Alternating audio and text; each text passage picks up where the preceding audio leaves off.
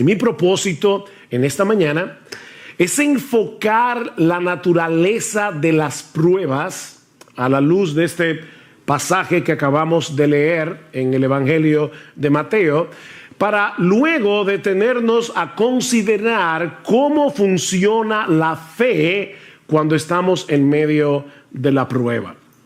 Mis hermanos, Pablo nos dice en 2 Corintios capítulo 5 versículo 7 que es por fe que andamos, no por lo que vemos, es por fe que andamos.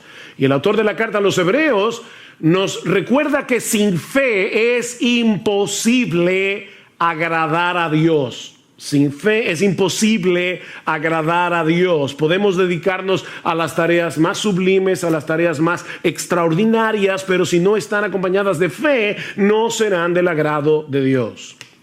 Ahora, la enseñanza de la Biblia acerca de la fe no deja de ser misteriosa y paradójica.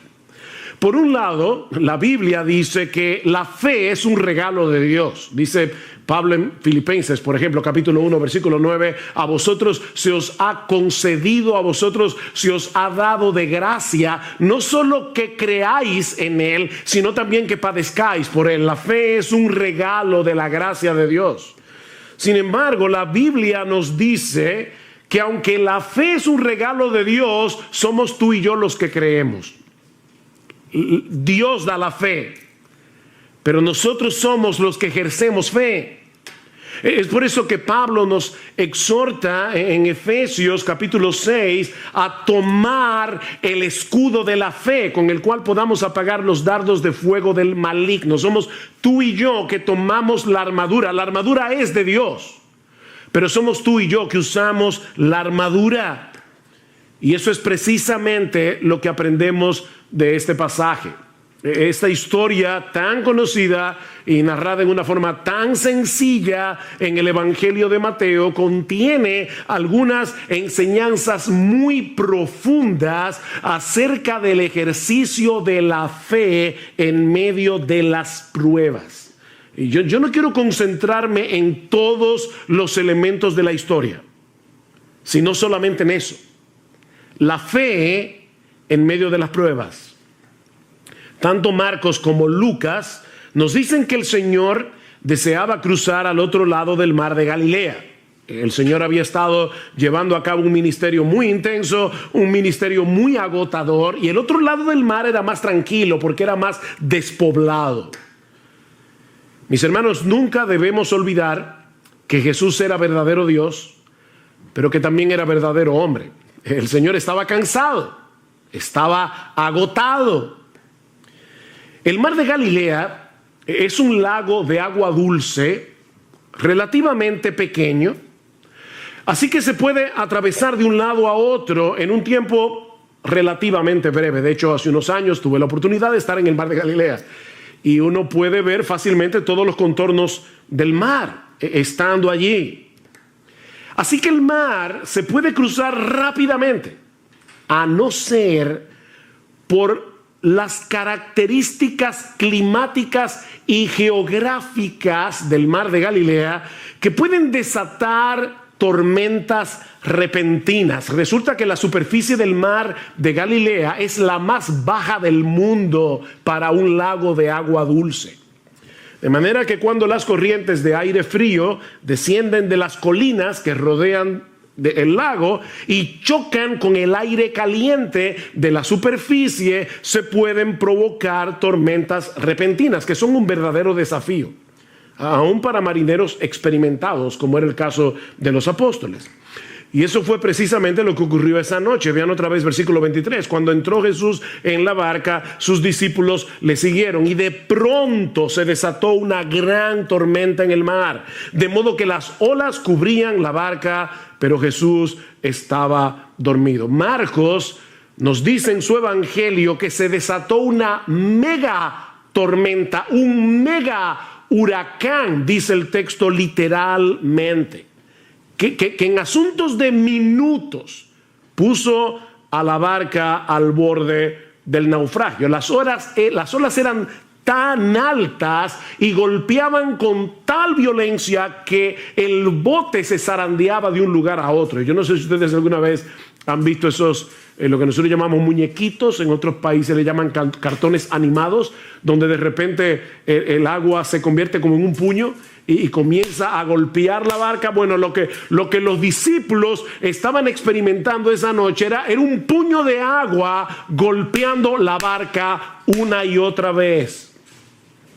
Los discípulos sabían que ellos estaban en un serio problema. Humanamente hablando, era una situación desesperada, era una situación sumamente peligrosa. Y seguramente muchos de ustedes se han sentido así alguna vez. O puede ser incluso que estén atravesando por una situación similar en este mismo momento. Nadie está exento de las dificultades que surgen viviendo en un mundo caído.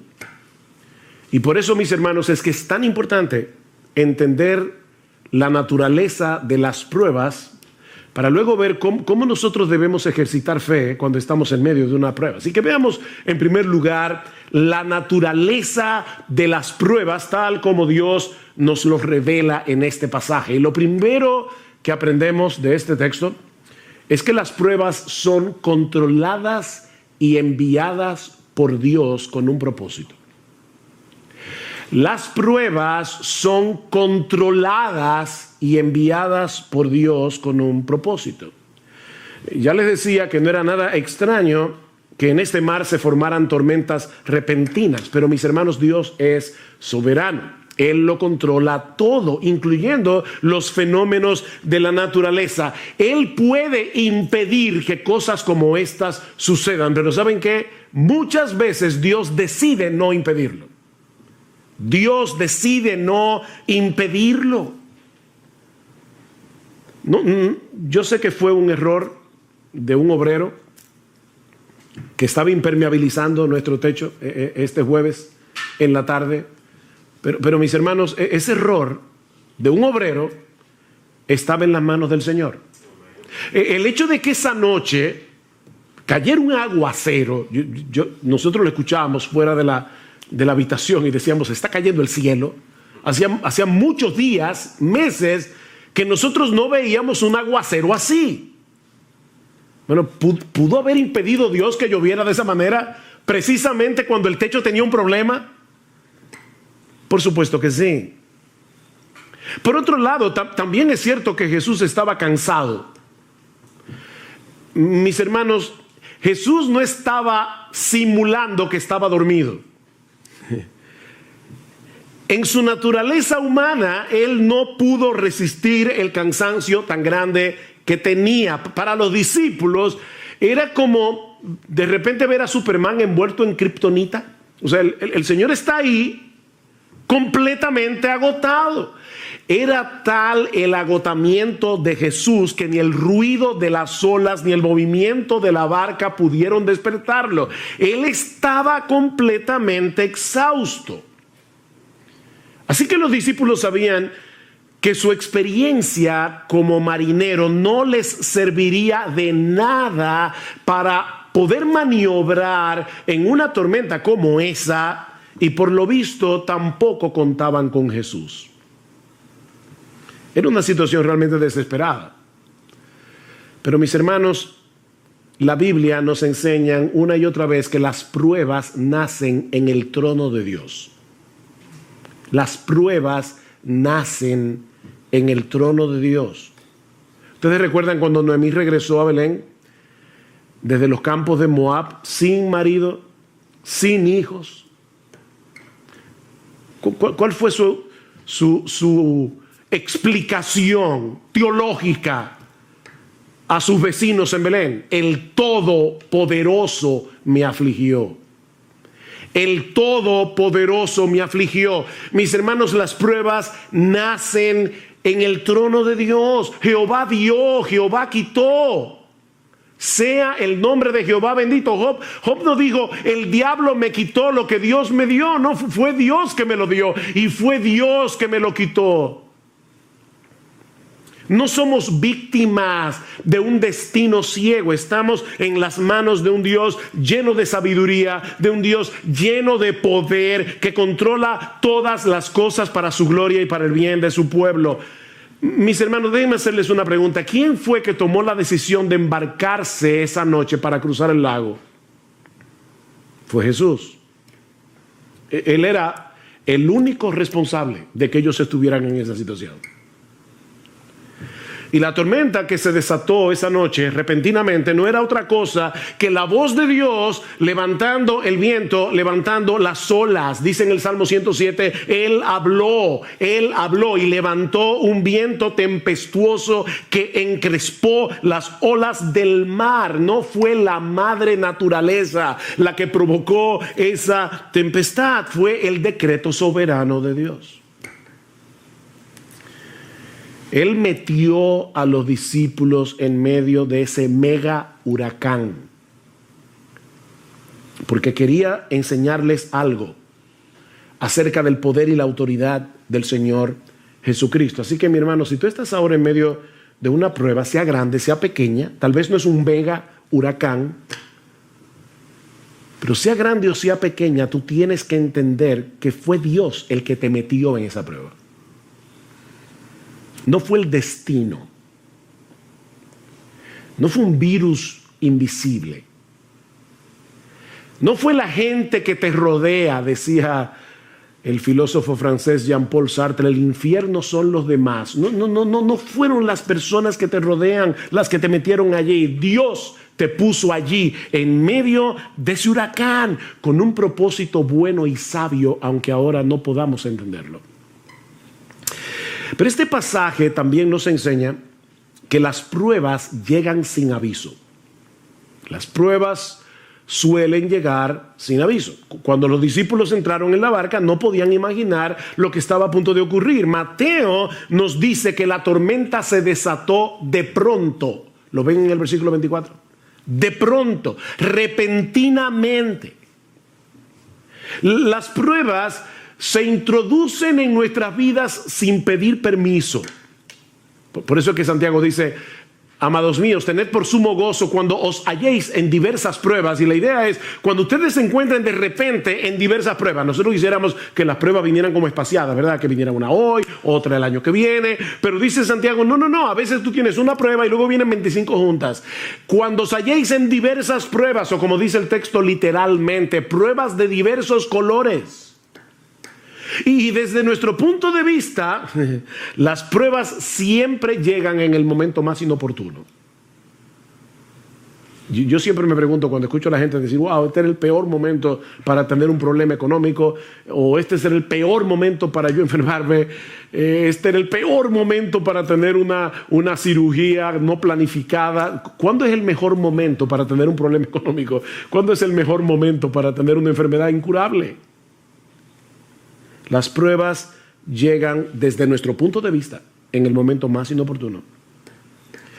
Pero mis hermanos, lo que a nosotros nos toma por sorpresa nunca sorprende a nuestro Dios. Porque Él es el que decreta las pruebas, como vimos ya. Y Él las supervisa para que no lleguen más allá de lo que nosotros podemos soportar. Él es que la supervisa para nuestro bien, como los montes rodean a Jerusalén. Salmo 125, así el Señor rodea a su pueblo desde ahora y para siempre. Nada me puede tocar sin pasar por la supervisión de Dios. Amén. Wow, qué glorioso eso. Amén. Pero aprendimos también de este pasaje que las pruebas sacan a flote las corrupciones de nuestro corazón. Las pruebas sacan a flote lo peor de nosotros. Los días previos a ese incidente, si ustedes pueden leer luego en sus casas Mateo capítulo 8 completo, se van a dar cuenta que Jesús había estado haciendo milagros sorprendentes. Por ejemplo, Mateo 8, 1 al 4, la curación de un leproso. Versículo 5 al 13, la curación a distancia del criado del centurión. Ni siquiera Jesús tuvo que ir a tocarlo. No, fue a distancia. La curación de la suegra de Pedro en el versículo 14. Y yo me imagino que en ese momento los discípulos se sentían campeones de la fe. Cuando uno ve a Jesús haciendo todo eso, tal vez ellos pensaban, mira, ahora mismo no importa lo que pase, yo confío en ese hombre. De hecho, es interesante ver en el texto que cuando otros veían las demandas del Señor como muy altas, recuerdan cuando le decía, síganme, y uno decía, espérate, deja que vaya en tierra a mi padre, o espérate que yo tengo una cosa que hacer, o no sé qué. Cuando otros estaban poniendo excusas para seguir a Jesús, vean lo que dice el versículo 23, cuando entró Jesús en la barca, sus discípulos le siguieron. Mientras otros veían difícil seguir a Jesús y ponían excusas para seguir a Jesús, los discípulos no. Así que probablemente en ese momento ellos se sentían campeones de la fe. Pero ¿qué tan fuerte era esa fe? No había manera de saberlo si no era en medio de la prueba. Abraham no sabía qué tan fuerte y sólida y vigorosa era su fe hasta que Dios le pidió que sacrificara a Isaac. Ezequías fue un buen rey de Israel. Enfermó, le oró a Dios que lo sanara, Dios lo sanó. Y probablemente en ese momento se sentía fuerte en su fe.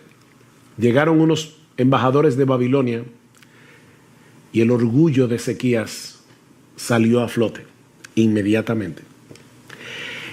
Mis hermanos, es en medio de las pruebas que conocemos el estado real de nuestro corazón.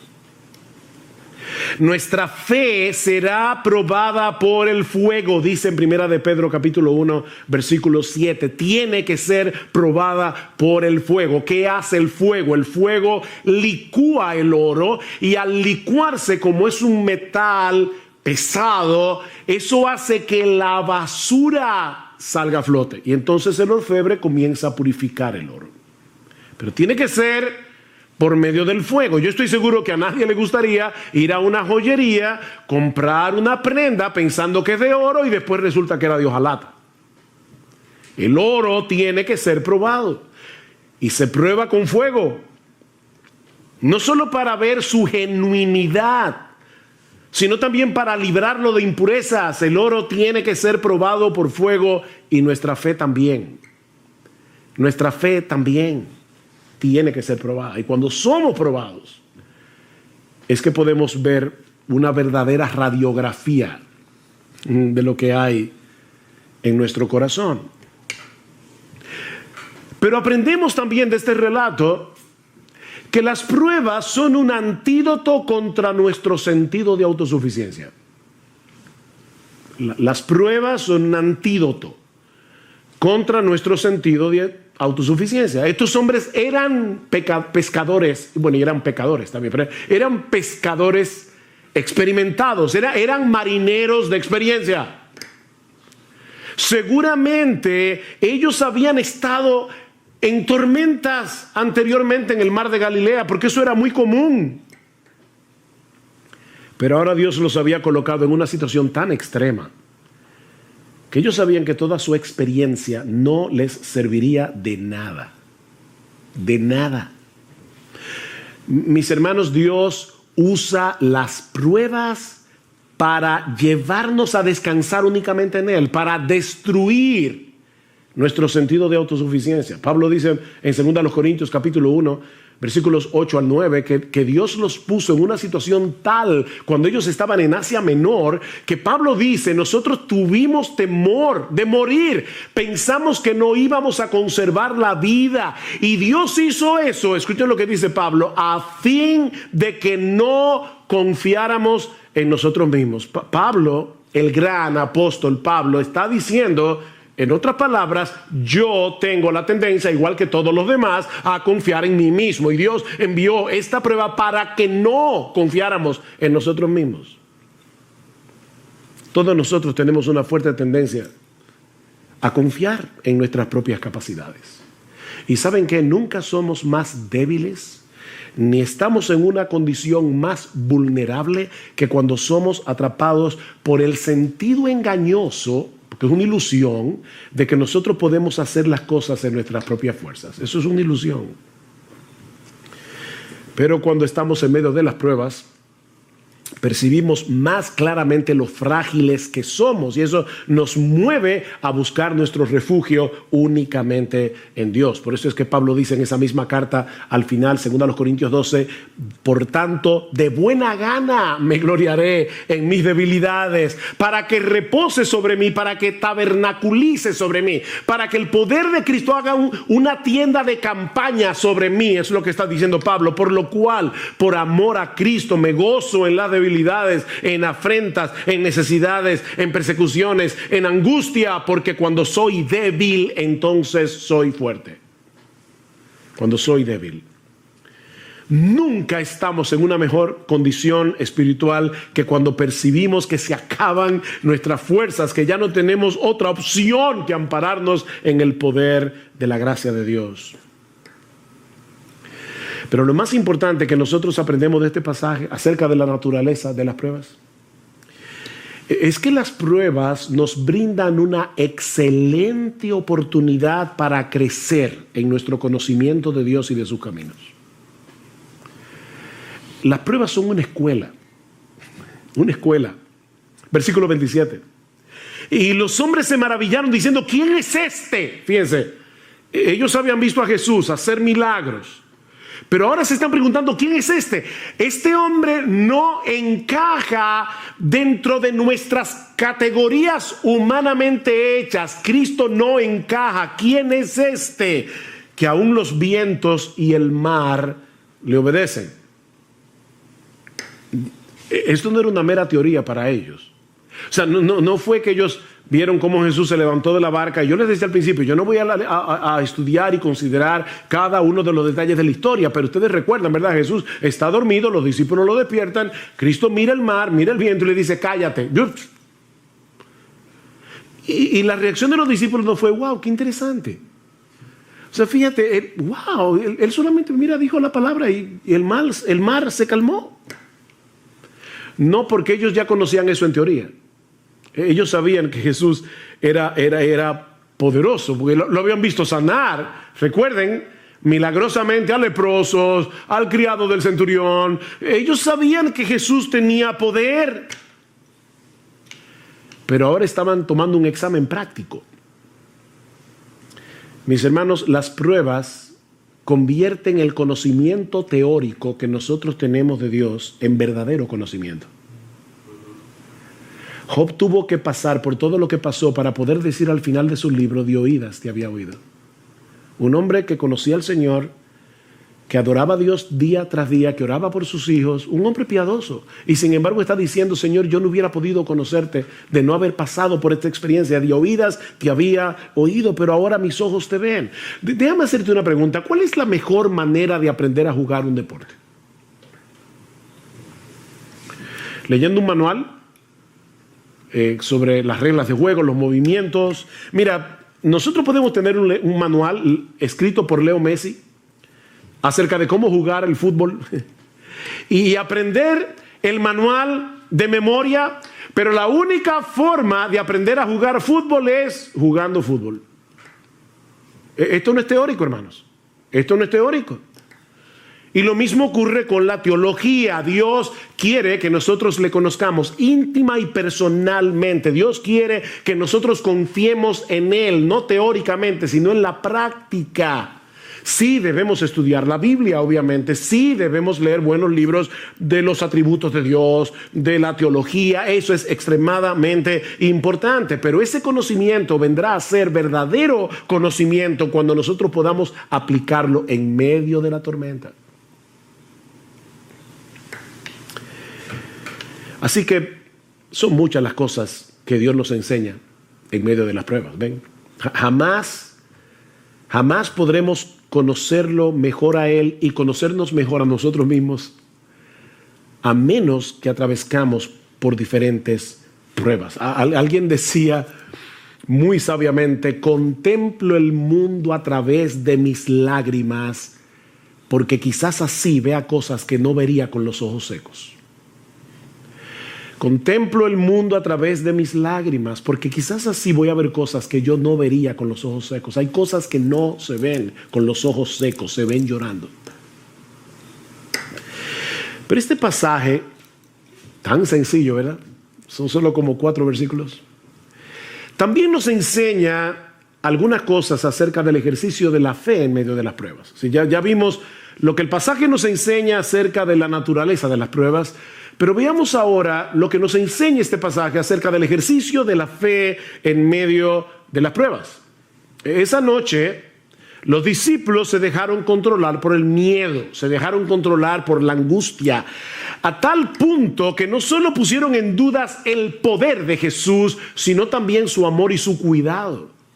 Vean otra vez el versículo 25. Y llevándose a él le despertaron diciendo: Señor, sálvanos, que perecemos. El Evangelio de Marcos dice: Maestro, ¿no tienes cuidado que perecemos? Y no es que hay un error entre Marcos y Mateo, es que los discípulos comenzaron todos a hablar a la vez. Y unos dijeron una cosa, otros dijeron otra. Pero el punto es que ellos estaban tan llenos de miedo que perdieron de vista lo que implica tener a Jesús en la barca. Ellos perdieron eso de vista. Y algunos pudieran pensar: bueno, pastor, pero óyame, no era para menos. No, Cristo tenía una evaluación muy diferente. ¿Por qué estáis amedrentados, hombres de poca fe? Hay al menos 2 cosas que nosotros aprendemos de esa respuesta de Jesús a los discípulos. La primera es que la fe rehúsa dejarse dominar por el miedo. La fe rehúsa dejarse dominar por el miedo. La pregunta del Señor puede parecer un tanto extraña en medio de una situación tan extrema, ¿verdad? ¿Por qué tenéis miedo? ¿Cómo que por qué? Pero es que tú no estás viendo el espectáculo. ¿Cómo que por qué tenemos miedo? Nosotros, ¿verdad?, nos identificamos con los discípulos porque de haber estado allí probablemente habríamos experimentado lo mismo. Sin embargo, la pregunta de Jesús implica una reprensión. ¿Por qué reaccionan con miedo? Ahora, déjenme aclarar algo para no crearles un problema de conciencia innecesario. Eso no quiere decir que los cristianos no tenemos derecho a luchar con el miedo, sobre todo cuando estamos en una situación de peligro potencial. No. El miedo, el temor es algo que Dios ha puesto en nosotros para llevarnos a la protección, a protegernos, a no ser locos y arrojarnos a una situación que pueda hacernos daño. Lo que no tenemos derecho, los cristianos, es a dejarnos controlar por el miedo. Fíjense, nosotros tenemos derecho a tener una lucha inicial con el miedo. Lo que no tenemos derecho es a dejarnos dominar por el temor, tomando en cuenta que nosotros tenemos un Dios como el nuestro que cuida de nosotros. Los discípulos perdieron el control de sí mismos al punto de hablarle a Jesús con insolencia. Maestro, ¿no te importa? Oigan la expresión. ¿No te importa que perezcamos? En vez de mostrar una fe sumisa y esperar confiados en que Jesús iba a hacer lo que él tenía que hacer, la frustración, el miedo, los llevaron a reprocharlo por su falta de cuidado y de amor. Ahora, no olviden, mis hermanos, que ellos acaban de ver a Jesús sanar todo tipo de enfermedad. Ellos acaban de ver a Jesús echar fuera demonios. Ellos estaban conscientes de su poder. Ellos estaban conscientes de la compasión de Jesús, pero dejaron que el miedo los controlara. En otras palabras, en ese momento ellos perdieron su teología. Ellos perdieron su teología. ¿Alguna vez te has visto a ti mismo reaccionando de ese modo? Porque ay, mis hermanos, a mí me ha pasado más veces de lo que yo quisiera recordar. Me ha pasado más veces de lo que yo quisiera recordar. Sabemos que el Señor es bueno, sabemos que Él es todopoderoso, sabemos que Él está lleno de compasión y de sabiduría. De hecho, tú y yo tenemos un conocimiento mayor que el que tenían los discípulos esa noche, porque nosotros vivimos del otro lado de la cruz. Ellos todavía en ese momento no habían visto a Cristo muriendo por nuestros pecados y recibiendo en su cuerpo la ira de Dios por nuestros pecados para que nosotros pudiésemos ser absueltos en el tribunal de Dios. Ellos vivieron del otro lado de la cruz. Pero ¿cuántas veces reaccionamos con esa misma clase de insolencia? Con esa misma clase de incredulidad en medio de la prueba. No lo decimos con palabras. Pero esa es la queja sutil y silente que está detrás de nuestra amargura y de nuestro descontento. Señor, una cosa es lo que la Biblia dice acerca de tu cuidado, acerca de tu protección hacia los tuyos, pero otra cosa muy diferente es lo que yo estoy viviendo en este momento. Puede que esto se aplique a algunos de tus hijos favoritos en la iglesia, pero honestamente yo no me siento cuidado por ti. De hecho, Señor, si yo puedo serte todavía más honesto, yo siento en este momento que a ti no te importa. Suena duro, ¿verdad?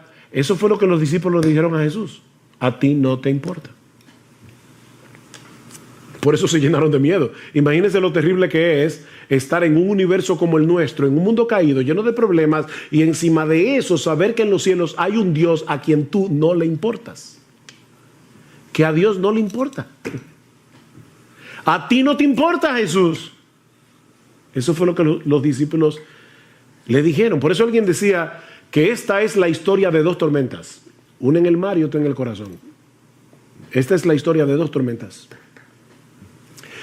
Mis hermanos, ¿qué debemos hacer cuando percibimos esa agitación inicial de nuestras almas, cuando percibimos que hay un peligro o una aflicción? Porque decimos, la fe rehúsa dejarse dominar por el miedo. Sí, pastor, eso suena muy bonito, pero ¿cómo yo hago eso? Bueno, eso me lleva a la segunda enseñanza, a la segunda lección que nosotros podemos aprender de este relato sobre el ejercicio de la fe en medio de las pruebas, y es el hecho de que hay algo que nosotros tenemos que hacer con la fe.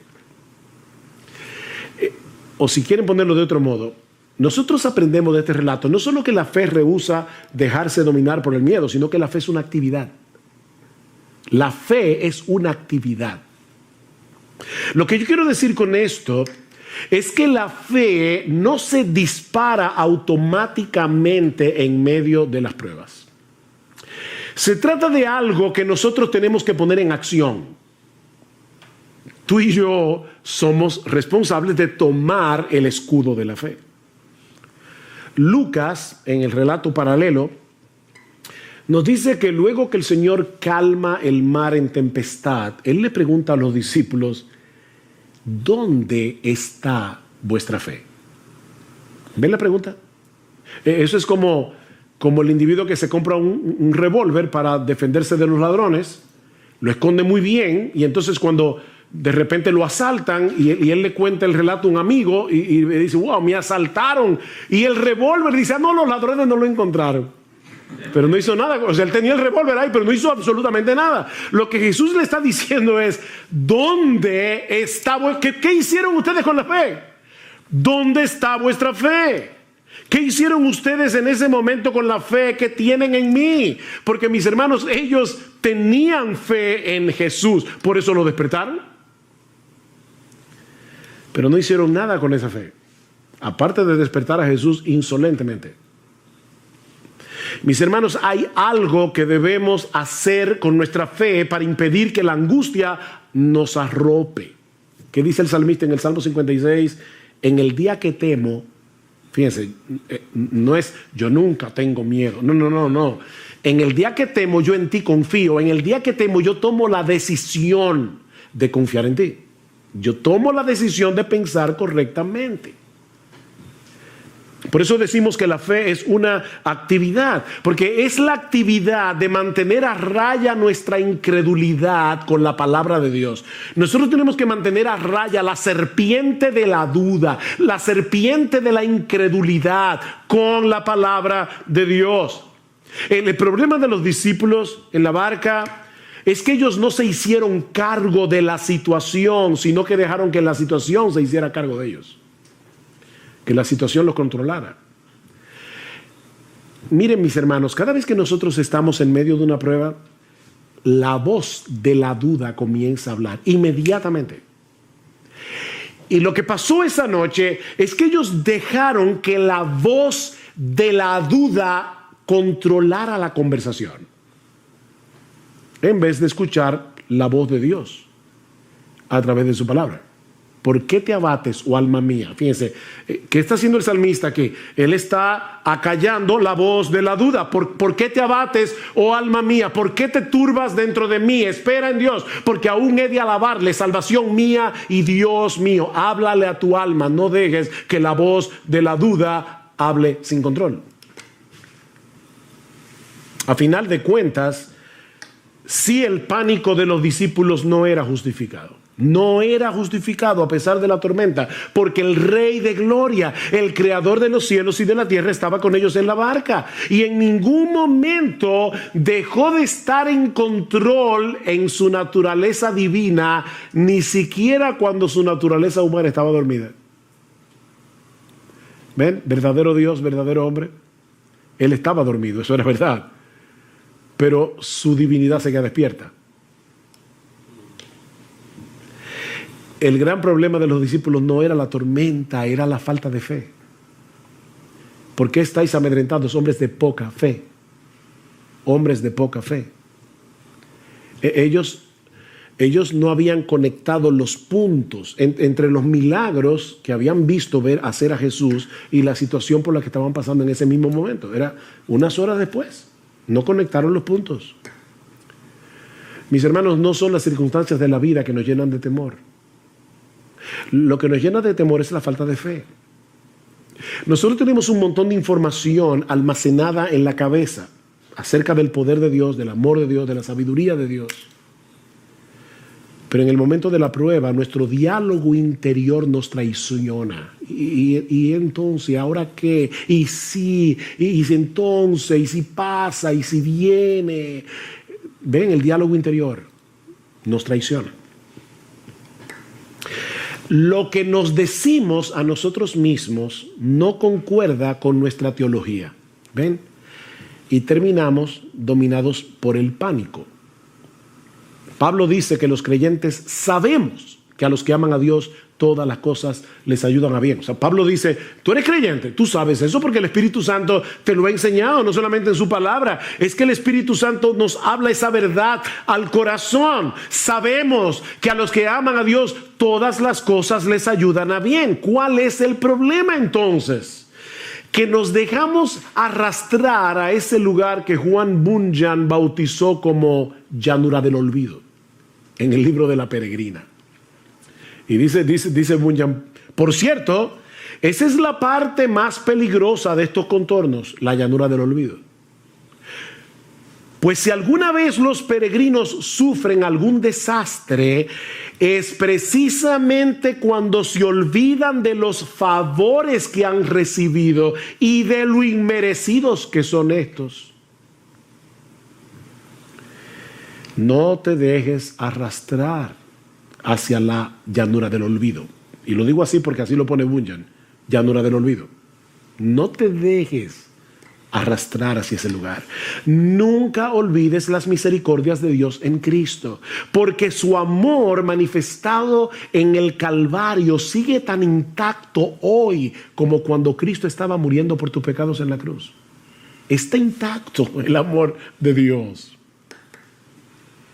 Ayer escuchaba la historia de una mujer que iba en un barco y el capitán era su esposo. Resulta que de repente se levanta una fuerte tempestad, la mujer está muy atemorizada y va hacia el marido y el marido le pregunta, ¿por qué tienes miedo? Y ella le responde con otra pregunta, ¿y tú por qué no tienes miedo? Hay una tormenta allá afuera. Él, el marido, le pidió a un joven que estaba ahí, dice, tráeme mi espada. Él le trae la espada y él se coloca con la espada frente a ella y le dice, ¿tú me tienes miedo? Y dice ella, por supuesto que no.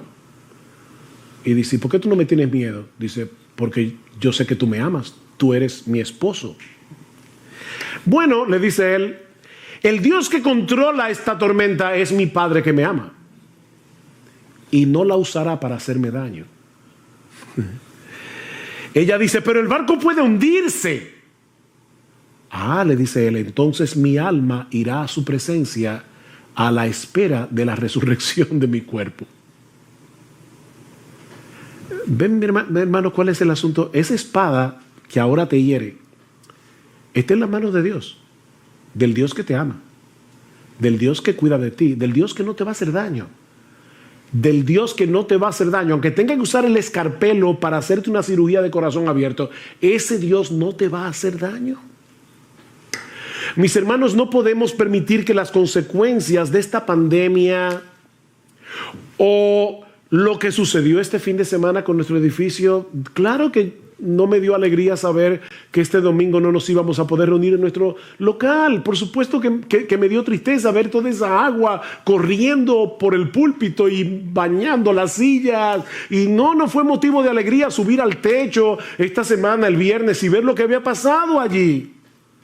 O cualquier otra cosa que pueda suceder mañana. No pueden llevarnos a perder de vista el poder y el amor de Dios.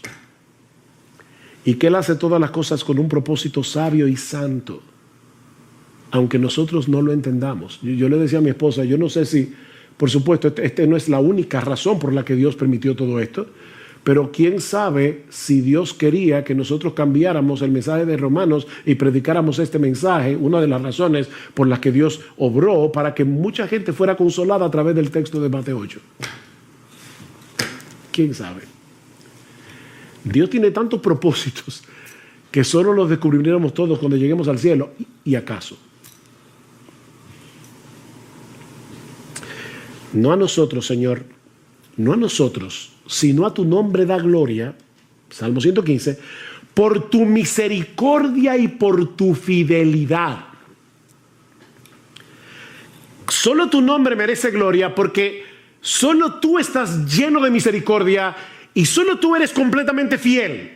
Y ahora escuchen la pregunta: ¿por qué han de decir las naciones, ¿dónde está ahora tu Dios? Y yo te digo, ¿por qué le vas a permitir a tu alma, por qué le vas a permitir a tu corazón decir dónde está ahora tu Dios? Respuesta: nuestro Dios está en los cielos, Él hace lo que le place. Ahora, no olvides que lo que le place es conforme a su misericordia y conforme a su fidelidad. Alguien decía, tal vez escuchemos a nuestro corazón decir, no hay esperanza, pero debemos rebatírselo. Cuando tu corazón diga, no hay esperanza, dice él, debemos rebatírselo. Sí hay esperanza. Sí hay esperanza porque Cristo está en la barca. En nuestras vidas, Cristo está en la barca. Él ha prometido estar con nosotros todos los días hasta el fin del mundo. Y con una sola palabra, Él puede calmar el mar en tempestad. Cristo simplemente dijo, cállate, enmudece. Y la tormenta se calmó, como un niño obediente. Porque nuestro Dios controla el universo. Así que no importa qué tan severa sea la tormenta, no importa qué tan claro percibamos que nuestra barca está a punto de naufragar, una sola palabra de Cristo es suficiente para hacer que el mar vuelva a sosegarse. Y Él dirá esa palabra en el momento preciso cuando la prueba haya cumplido su propósito. Él dirá la palabra. Que Dios nos conceda ojos para ver y una mente para recordar, de modo que podamos glorificarle en medio de la aflicción, mostrando a ese mundo incrédulo allá afuera que estamos en las manos de un Dios sabio, todopoderoso, que nos ama con un amor eterno e inalterable y que Él ha hecho un pacto con su pueblo de no volverse atrás de hacernos bien.